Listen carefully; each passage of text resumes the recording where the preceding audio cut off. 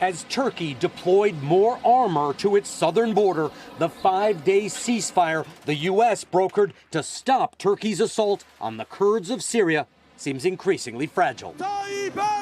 Turkey's President Erdogan today. Olursa olur. If it works, he said. If it doesn't, we will continue to crack the terrorist skulls. Threats not lost on the commander of all Kurdish forces, U.S. ally General Mazloum Kobani, who today made an urgent appeal. President Trump says he saved millions of lives with his agreement.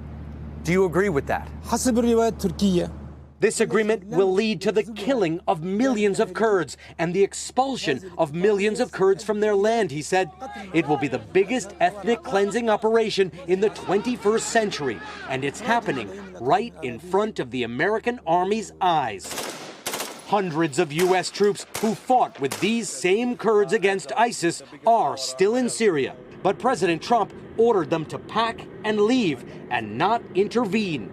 Many of the troops feel they're abandoning their allies when they need protection the most. President Trump sees it differently. Our soldiers are not in harm's way, as they shouldn't be, as two countries fight over land. That has nothing to do with us. And the Kurds are much safer right now. Hundreds of Kurds have been killed in the last 11 days.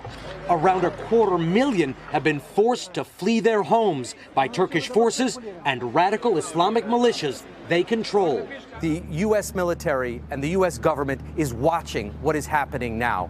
Do you think they bear some responsibility for what is happening to the Kurdish people? America has full responsibility for what is happening now because we trusted them for 5 years in the continuing war against ISIS, he said.